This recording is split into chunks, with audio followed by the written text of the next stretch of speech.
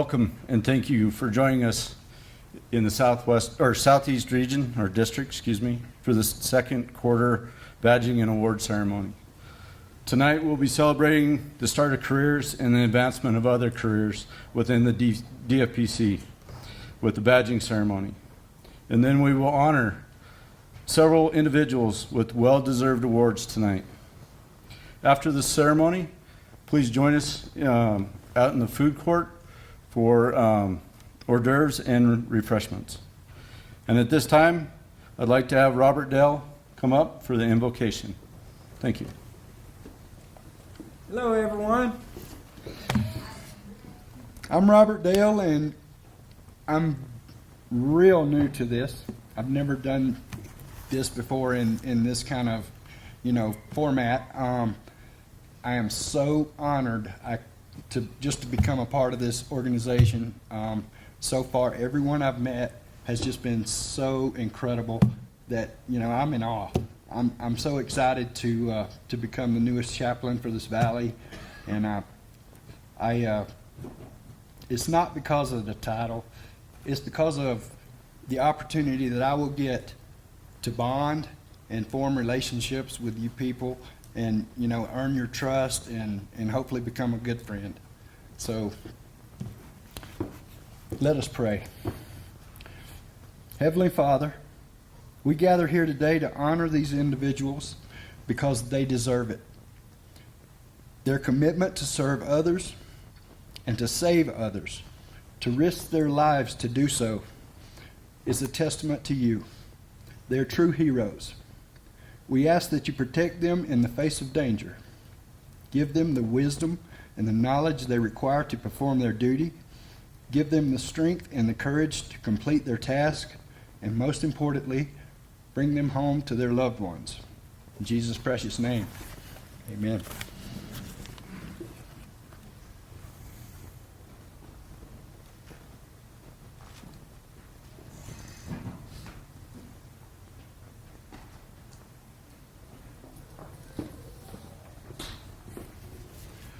Well, good afternoon and welcome, everybody. My name is Mike Morgan. I'm the director of the division. I will apologize because I think that this was delayed because of me and my inability to find a map and how many minutes it was actually going to take here from where I was. I will also say that my morning started with Chief Jones. We spent a little over an hour and a half with probably 100 attorneys from FEMA, so my day is getting significantly better now. But welcome. Welcome to the pinning and badge ceremony for the Division of Fire Prevention and Control. We as was mentioned, we are a very tight-knit group, as most of you all know, and we're here to recognize COVID threw a curveball to everybody in the world. Us as a division no differently. We spent a lot of time in 2017, 2018 doing a lot of strategic planning, really trying to build an intentional culture within the organization. Many of you know that there were several organizations that were combined into what is now the Division of Fire Prevention and Control in 2012. And we worked really hard knowing that when you take organizations that you will get a culture, you will develop a culture.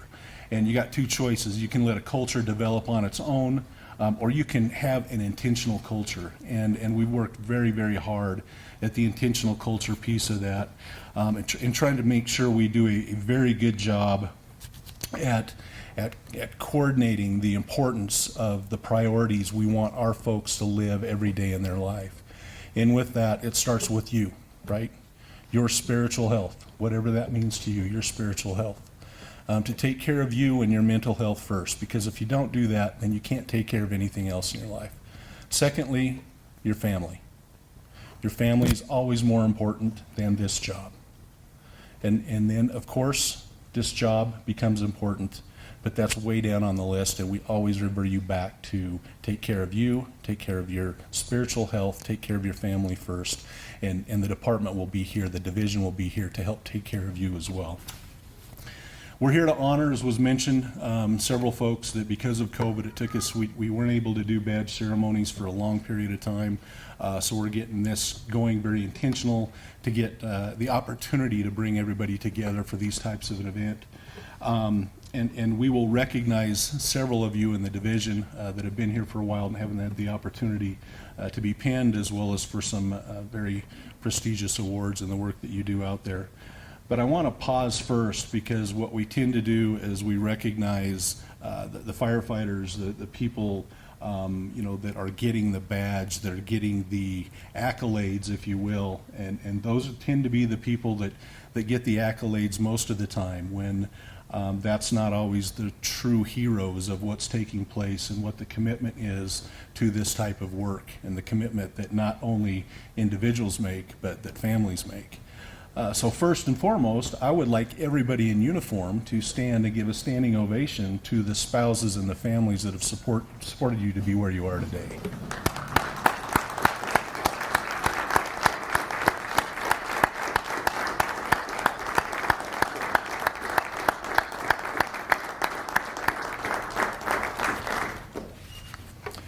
Thank you.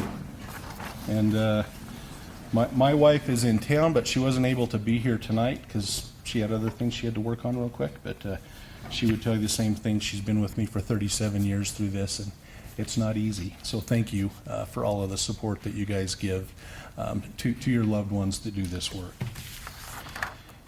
This is a very traditional business. You see a lot of stripes and stars on sleeves, and bugles, or sometimes I feel like they're kazoos. But I think for the most part they're bugles, and the pride and the honor that is associated with this line of work. And I want to start first of all with the Maltese Cross, which if you look inside the patch, you will see the Maltese Cross, the star that we see firefighters wear, and give you a little bit of history of where that came from. So the Maltese Cross is known around the world as a symbol of the fire service. It is often seen painted on fire trucks or the clothing of firefighters, depicted on firefighters' badges, and in numerous other logo wear. But where did the Maltese Cross come from, and how did it get to be known as the symbol of the fire service? The Maltese Cross is a symbol of protection and a badge of honor, and the story is hundreds and hundreds of years old. A courageous band of crusaders, known as the Knights of St. John, fought the Saracens for possession of the Holy Land. They encountered a new weapon unknown to the European warriors. It was a simple but horrible device of war. It wrought excruciating pain and agonizing death upon the brave fighters for the cross. The Saracens' weapon was fire. As the Crusaders advanced on the walls of the city, they were struck by glass bombs containing naphtha. When they became saturated with the highly flammable liquid, the Saracens hurled flaming torch into their midst. Hundreds of the knights were burned alive. Others risked their lives to save their brothers in arms from dying painful, fiery deaths. Thus, these men became known as the first firefighters, and the first of a long list of courageous firefighters. Their heroic efforts were recognized by fellow crusaders, who awarded each hero a badge of honor, a cross similar to the one that firefighters wear today. Since the Knights of St. John lived for close to 4 centuries on a little island in the Mediterranean Sea known as Malta, the cross became known as the Maltese Cross. The Maltese Cross is your symbol of protection. It means that the firefighter who wears this cross is willing to lay down his or her life for you, just as the Crusaders sacrificed their own lives for their fellow man so many years ago. The Maltese Cross is a firefighter's badge of honor, signifying that he or she works in courage. With that, I will ask everybody coming to be badged to come up on the stage. I want to start with one other housekeeping item. A traditional part of the swearing-in ceremony is that this, as I have you raise your right hand and repeat after me, and I'll keep it short. But I will, at the end of that ceremony, I will say, "So help me God." And I know some people believe in saying that and others do not, and I believe very much, and that's a personal choice. That's up to you if you want to do that or not. Am I doing that, Kaylee? Maybe? Okay, so we will have all of the firefighters who are being sworn in. I want you up on the stage because I'm going to stand as far off to the side because everybody in the room didn't come to see me. They came to see you. The list of firefighters to be badged? Hint?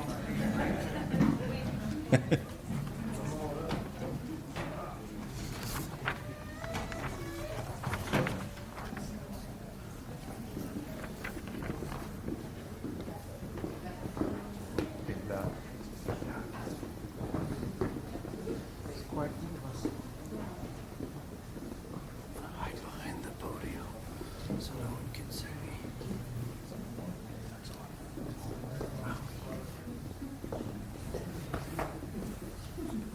And once we finish the swearing in ceremony, of course, the badge itself, it's their person of choice to pin that badge on them, as in respect for the tradition. So, if everybody would please raise your right hand and repeat after me. I state your name.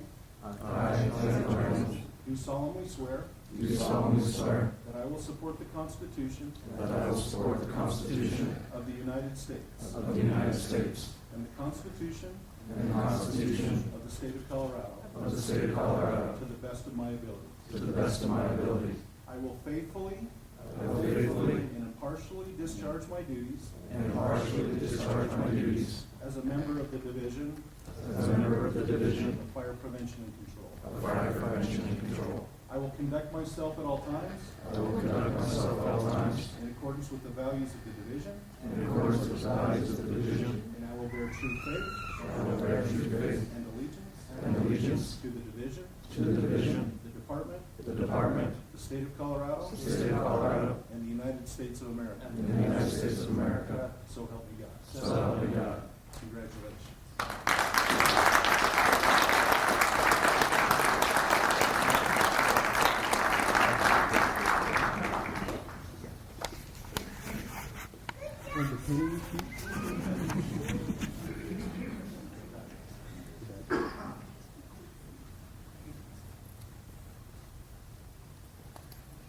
Do you guys have your own badges? Okay. Have you talked to somebody about who you want to pin on? Okay, let's have them come up. Let me step out of the way and let whoever's going to pin you come up on the stage and pin you.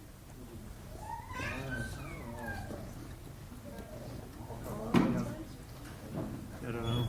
I guess.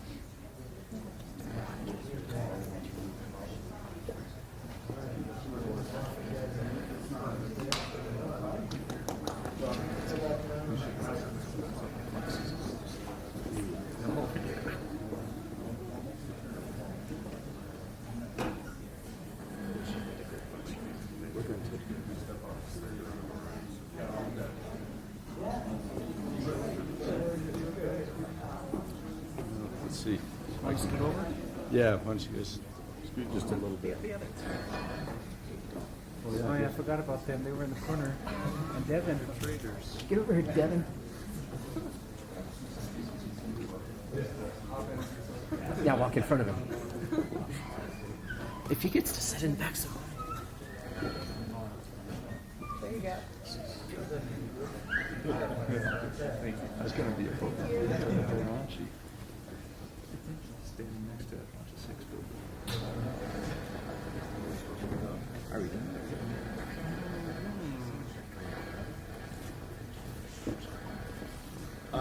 Once again, congratulations. We were just talking a little bit over there. You sure everybody here's got a driver's license? Because you look really young to me. No, congratulations once again.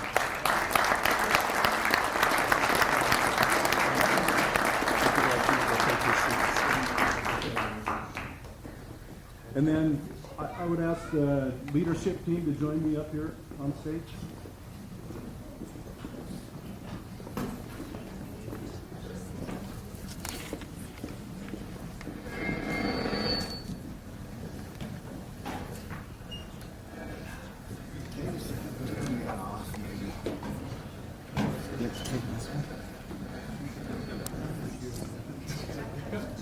Is it one of these?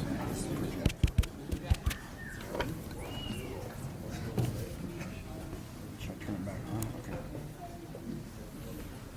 All right, so are you going or me?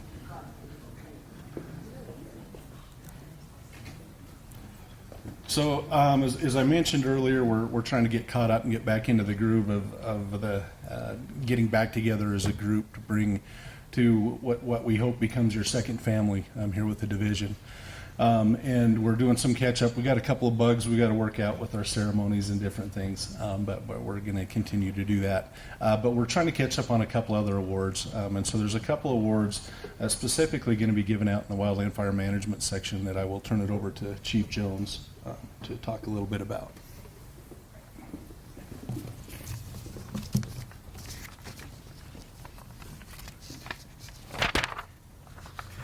All right, good evening again. My name is Vaughn Jones. I'm the section chief for Wildland Fire. And again, like Mike said, we're kind of catching up on our awards. And I have the privilege of giving out a couple tonight. So the first one we're going to do is a leadership award. And the leadership award has been awarded to District Chief Charles Lanou. Charles Lanou deserves the recognition for the leadership award. Although there are many exceptional leaders in DFPC, Chief Lanou goes above and beyond for all of us in the Southwest District. Chief Lanou inspires us through leading by example. He outlines and installs in us how lucky we are in our unique roles to help our local and federal agencies succeed in their position and their overall agencies. Chief Lanou takes the time to keep us well informed at all times. He encourages and supports our day-to-day, situational, and emergency response goals and professional development. And what stands out the most is his interest and encouragement in our personal and family goals and well-being. Please help me congratulate District Chief Charles Lanou on this leadership award.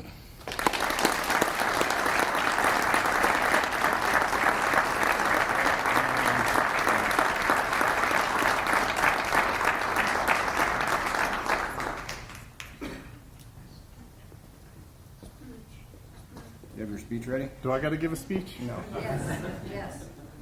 Congratulations, good work. I appreciate that. Can we take a picture? Yeah, you want them in the middle? Here, in the middle. Yeah, how about Here, it's your award.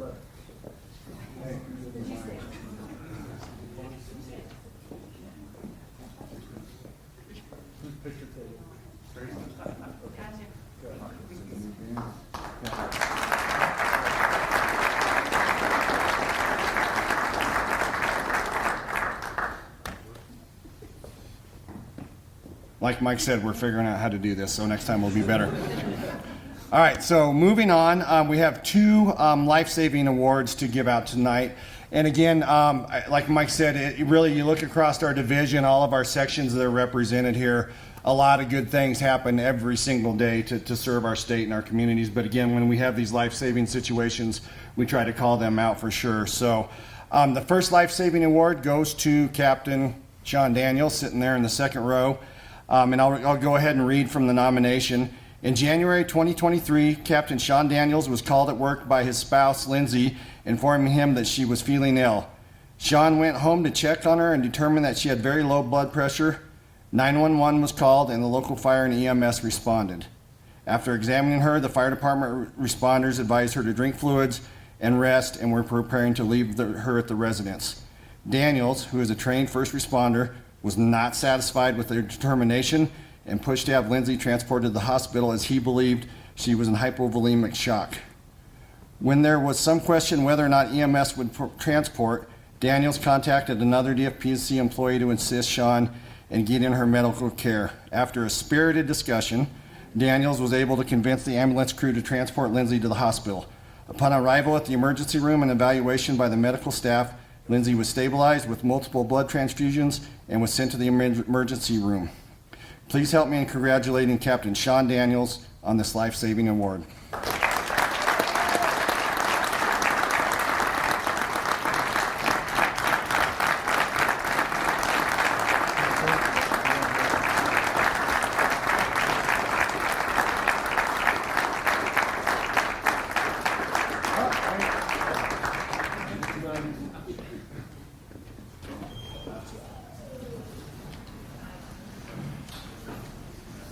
Daniel's family good?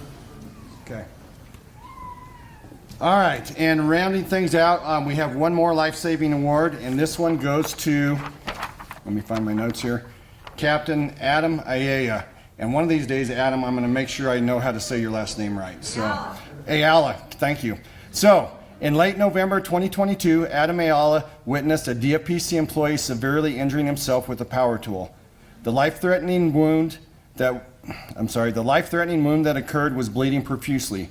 Adam promptly identified the problem, provided appropriate life-saving interventions, including the application of direct pressure to the wound and a tourniquet, and upon deciding that EMS would take too long to respond, transported the victim to the nearest emergency room and trauma center.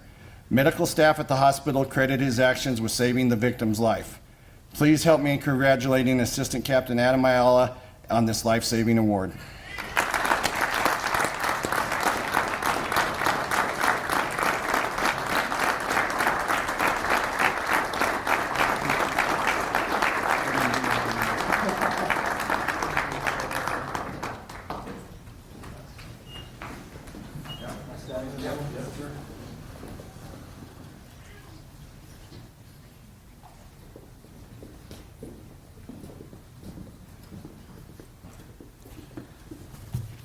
All right then. A couple of things, as I mentioned, the behind the scenes, and the division is a big beast, right?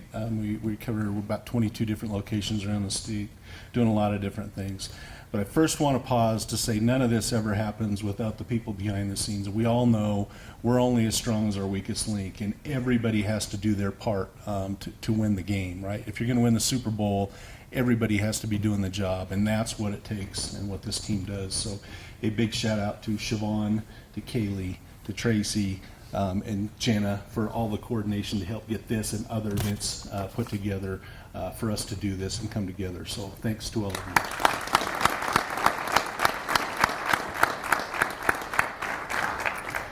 And then my last comments for the other folks up here on the stage as an introduction. I want to introduce each and every one of you because I'm sure there's several in the room that haven't had the opportunity to meet them. But as I mentioned, we're only as strong as our weakest link, and it takes a lot of moving parts to be successful in saving lives and protecting property, and that's what this is all about. And it doesn't matter if you're doing the administrative behind the scene, the fire billing, the public information and public education, the response, the prevention efforts, the training efforts, the technologies. Without all of those pieces coming together, we cannot be successful. And so it's truly, truly an honor and a to be in front of you. And in the words of Jesus Christ, he said, in order to be a good leader, you must first be a good servant. And this is the most humble servant leadership group I've ever been a part of, that everything they do is about the end product and the outcome and taking care of Mrs. Smith at the end of the day. And that's a culture, and that's intentional. And so I feel very, very blessed to be a part of this leadership team. Vaughn and his team as the operational pieces and the response components of what we do. Standing next to him, Lisa Pine, the chief of the professional qualifications and training, who's behind training and certification programs for firefighters across the state.